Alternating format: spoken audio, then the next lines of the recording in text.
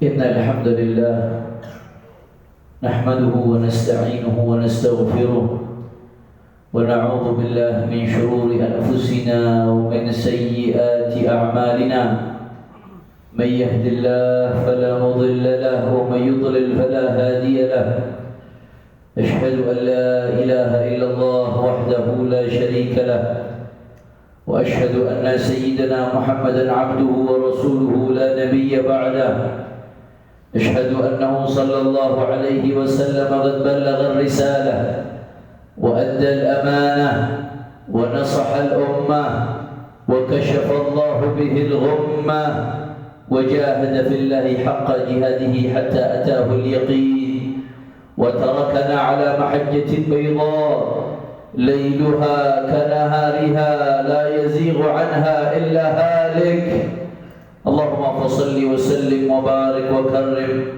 ومجد وعظم على سيدنا وحبيبنا وشفيعنا ونور قلوبنا محمد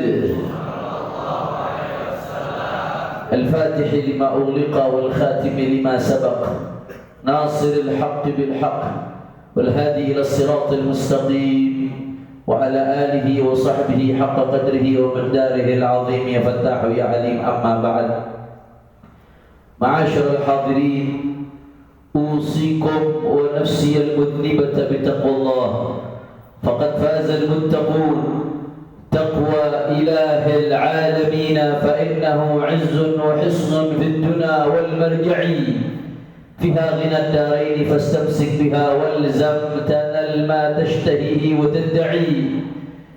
Ma'asyiral hadirin sidang Jumat yang dimuliakan oleh Allah, dari atas mimbar yang insyaallah penuh keberkahan ini, khatib berwasiat khususnya kepada diri khatib sendiri dan umumnya kepada hadirin sekalian untuk senantiasa meningkatkan ketakwaan kepada Allah Subhanahu wa taala. Takwa dalam arti patuh taat tunduk kepada perintah Allah dan menjauhi larangan Allah Subhanahu wa taala, baik ketika sendiri ataupun di depan khalayak umum. Ma'asyiral hadirin sidang Jumat yang dimuliakan oleh Allah, kita hidup di dunia, puncak dari tujuan kita adalah mendapatkan ridha Allah Subhanahu wa taala. Al-Imam Qutbul Irsyad wa Ghawthul Ibad wal Bilad Al-Habib Abdullah bin Alawi bin Muhammad Al-Haddad, yang kemarin di tanggal 7 Dzulqa'dah baru saja kita merayakan haul beliau yang ke-313. Beliau Al-Habib Abdullah bin Alawi Al-Haddad dalam kitabnya Hikam mengatakan bahwasanya kalau kita ingin mendapatkan ridhonya Allah, maka ada 4 syarat yang harus dilakukan, saudara. Manakala syarat ini dilakukan oleh seorang hamba, maka dia akan menjadi ibadullahil maradiyyin, termasuk hamba-hamba yang diridhai oleh Allah Subhanahu wa taala. Apa saja syarat tersebut? Kata Imam Al-Haddad, al-ilm wa bihi yu'rafu haqqullah wal 'amal bil 'ilm wa huwa al-qiyam bi amrillah wal ikhlas fil 'ilmi wal 'amal wa huwa tasfiyatu ma lillah wal bara'atu min al-hawl wal quwwa وهو الاعتماد على الله. فمن عرف حق الله وقام بأمر الله وصفى ما لله واعتمد على الله فهو الإنسان المرتضى الولي لله المجتبى. Kata Imam Al-Haddad, kalau mau kita diridhai oleh Allah, maka syaratnya ada 4, saudara. Yang pertama al-ilm, ilmu. Sebab dengan ilmu bihi yu'rafu haqqullah, dengan ilmu kita tahu hak-haknya Allah Subhanahu wa taala. Saudara, tanpa ilmu syariat kita tak bisa membedakan mana hak mana batil, saudara. Tanpa ilmu syariat kita tak bisa membedakan mana yang benar mana yang salah. Tanpa ilmu syariat kita tak bisa membedakan mana yang halal mana yang haram. Orang yang tak bisa bedakan hak batil, benar salah, halal haram, bagaimana dia mau dapat ridhonya Allah Subhanahu wa taala, ibadallah. Makanya Imam Al-Ghazali beliau mengatakan, saudara, bahwasanya di dalam kitabnya Minhajul Abidin, jalan menuju ridha Allah ada beberapa aqabat. Ada beberapa tangga-tangga menuju ridha Allah. Al-aqabatul ula, tangga pertama yang harus dilalui seseorang kalau mau jadi hamba yang diridhai oleh Allah adalah aqabatul ilm. Tuntut dulu, pelajari dulu ilmu syariat.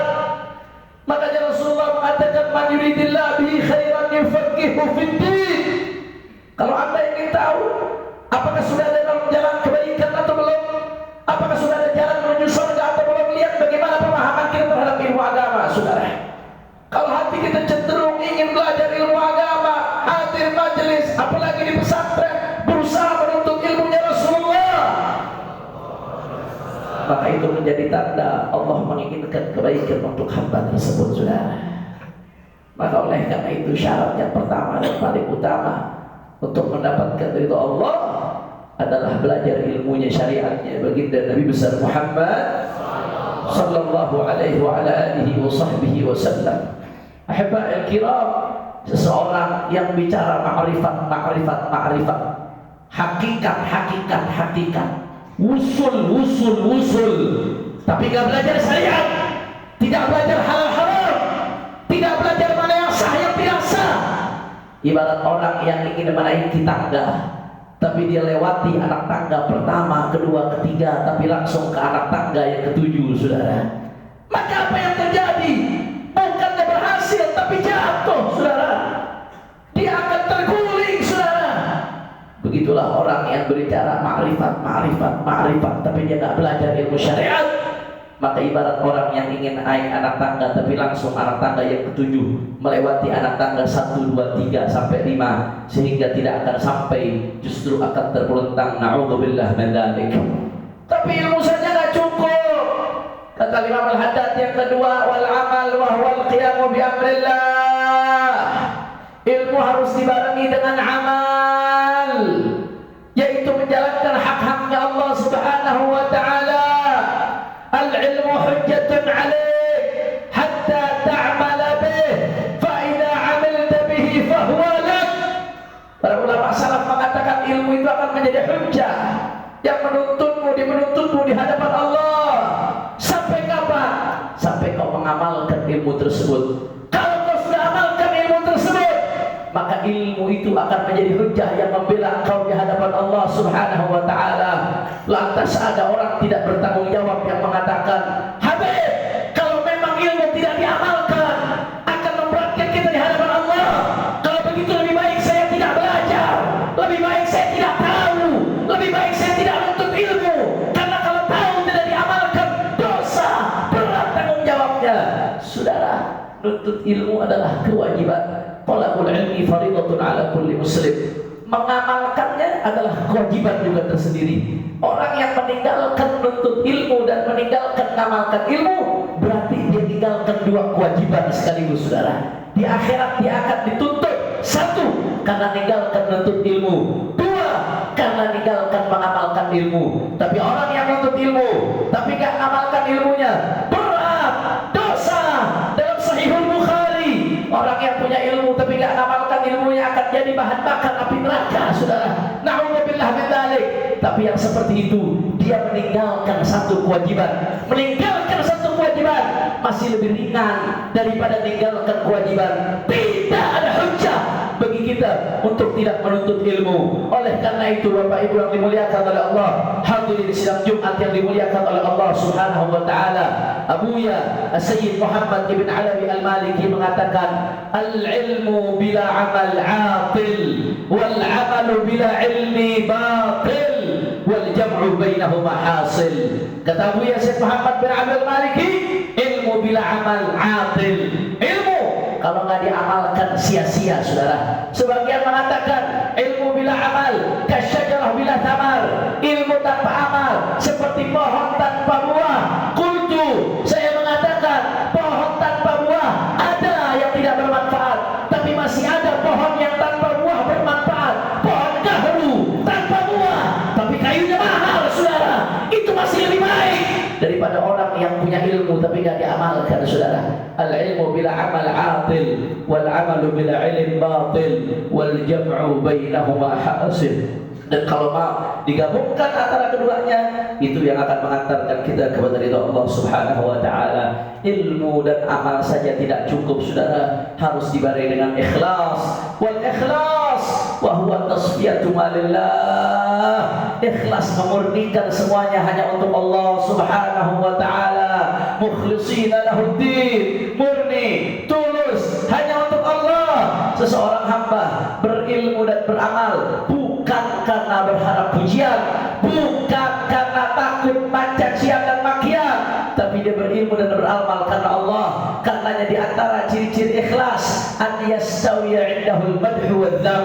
Di antara ciri ikhlas, seseorang yang mukhlis enggak ada bedanya antara dicaci dengan dipuji, saudara. Orang yang ikhlas, saudara, dipuji dia tidak terbang, tidak meninggi. Orang yang ikhlas, dicaci dia tidak tumbang, tidak lantas berkecil hati. Tidak terbang, dicaci tidak tumbang. Itulah orang-orang ikhlas. Kenapa? Karena dia beramal bukan berharap pujian, bukan takut cacian, tapi yang diharapkan adalah ridha Allah Subhanahu wa taala. Lantas bagaimana, Habib? Kalau kita beramal belum bisa ikhlas, apakah kita berhenti dulu beramal sampai bisa ikhlas? Sudah, orang yang berhenti beramal dengan alasan belum bisa ikhlas, nunggu ikhlas dulu sampai mati, dia tidak akan beramal, saudara. Karena setan akan menggoda kita untuk tidak ikhlas sampai kita menghembuskan nafas terakhir. Maka seorang mukmin tetap beramal, yang sholat sholat, yang dakwah dakwah, yang sedekah sedekah, yang ngaji ngaji, sambil mujahadah, sambil toto hati, sambil nata hati. Begitu hati mulai belok, mulai tidak ikhlas, di situ diluruskan lagi, diingatkan lagi, diluruskan lagi, diingatkan lagi. Sampai kapan? Sampai betul-betul mendapatkan husnul khatimah. Ikhlas saja tidak cukup, ilmu, amal, ikhlas tidak cukup. Yang keempat, kata Imam Al-Haddad, al-bara'ah minal hawli wal quwwah. Betul-betul melepaskan diri dari kata-kata ini loh kekuatan saya, ini loh kehebatan saya, ini loh ilmu saya, ini loh sedekah saya. Dia beramal, dia berikhlas, tidak merasa karena dirinya, tapi betul-betul dia merasakan itu semua karena Allah. La haula wala quwwata illa billah. Tidak ada daya dan upaya kecuali dari Allah. Saya sholat karena Allah gerakkan saya sholat. Allah yang kasih saya sehat. Saya sedekah, hartanya dari Allah. Yang gerakkan saya buat sedekah Allah. Kalau Allah tidak kasih hidayah kepada saya bukan siapa-siapa, saudara. Man arafa nafsah arafa rabbah. Siapa yang tahu dirinya kecil, dia tahu dia punya Tuhan yang maha besar. Siapa yang sadar dirinya lemah, dia sadar dia punya Tuhan yang maha kuat, saudara. Siapa yang sadar dirinya bodoh, dia sadar dia punya Tuhan yang maha mengetahui. Siapa yang sadar dirinya serba tidak mampu, dia akan sadar dia punya Allah yang maha kuasa, yang maha mampu. Tapi meski demikian, saudara, alangkah besarnya rahmat dan kedermawanan Allah Subhanahu wa taala. Syekh Muhammad Sa'id Ramadan Al-Buti di dalam syarah Hikam Ibn Athaillah As-Sakandari, beliau memberikan satu perumpamaan yang luar biasa bagaimana besarnya rahmat dan kedermawanan Allah. Beliau mencontohkan ada seorang ayah, anaknya mau berangkat sekolah. Ayah tersebut kasih uang kepada anaknya, taruhlah dikasih 15.000. Nah, ini 5.000 untuk kamu jajan, 5.000 untuk ongkos, 5.000 nanti kamu pulang sekolah kamu sedekah ya nak ya. Nanti kalau kamu sedekah, ayah kasih hadiah 10.000 lah. Anak itu jalan ke sekolah, dikasih uang oleh ayahnya, 5.000 dipakai buat jajan, 5.000 dipakai buat ongkos, 5.000 dipakai buat sedekah. Begitu pulang ke rumah, anak itu dengan bangganya mengatakan kepada ayah, ayah, aku sudah sedekah tadi ya. Fakir miskin di ujung jalan sana sudah aku berikan sedekah ayah. Ayah pun menyambut dengan gembira, wahai anakku, kebanggaan ayah, engkau dermawan, engkau luar biasa, ayah bangga kepadamu. Lalu ayah pun memberikan hadiah kepadanya, saudara. Ibadah Allah, kalau kita berpikir seolah-olah kelihatannya zahirnya anaknya yang sedekah, padahal uangnya dari ayah, saudara. Maka berarti hakikatnya yang sedekah ayahnya.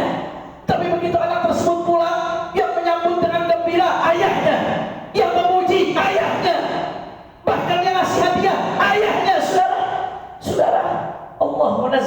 tashbih. Allah nggak bisa diserupakan dengan makhluk, saudara. Laisa kamitslihi syai'un.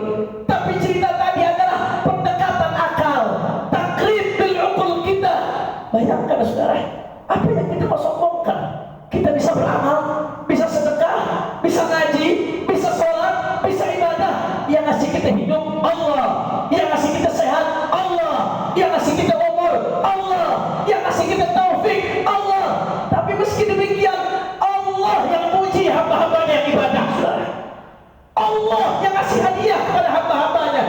Allah yang ngasih pahala. Padahal itu mahdhul jud wal karam. Itu murni dari Allah. Bayangkan, Allah yang gerakkan kita, tapi Allah yang ngasih kita pahala. Allah yang puji hambanya yang beramal saleh. Lantas apa yang mau kita sombongkan? Hai alim, apa yang kau mau sombongkan dari ilmumu? Semuanya dari Allah. Allah cabut, selesai. Hai yang bernasab mulia, apa yang mau kau banggakan dari nasabmu? Itu dari Allah.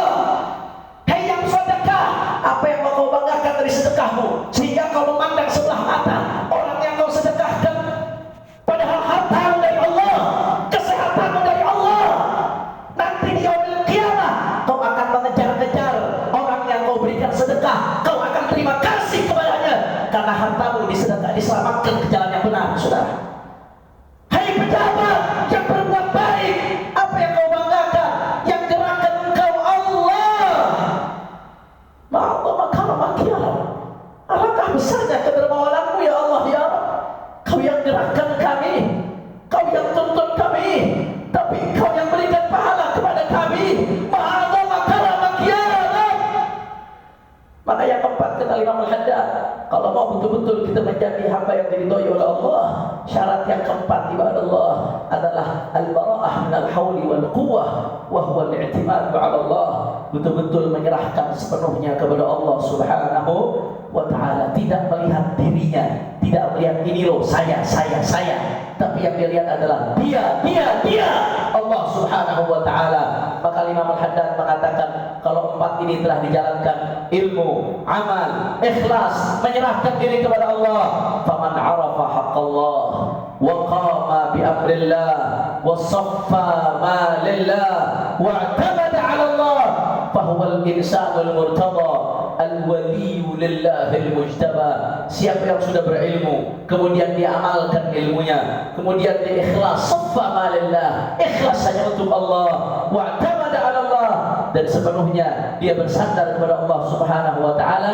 Apa kata beliau? Yang bisa menjalankan empat ini, fahuwal insanul murtada, dialah hamba yang diridhoi oleh Allah. Kalau sudah jadi hamba yang diridhoi oleh Allah, al-waliyu lillahil mujtaba, otomatis akan menjadi kekasihnya Allah Subhanahu wa ta'ala. Maka dengan kata lain, empat ini adalah syarat jadi wali, saudara. Kita bukan hanya dengar cerita wali, tapi harus berpikir bagaimana caranya jadi kekasihnya Allah. Empat ini siapa yang menjalankan akan dapat ridha Allah. Kalau dapat ridha Allah, fahuwal waliyyu lillahil mujtaba, dialah kekasih Allah Subhanahu wa ta'ala. Mudah-mudahan Allah berikan kita ilmu yang bermanfaat.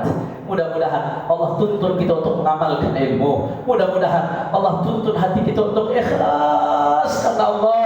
Mudah-mudahan Allah tuntun hati kita untuk betul-betul tidak merasakan saya, tapi sepenuhnya melihat segala kebaikan ini hanya dari Allah Subhanahu wa ta'ala.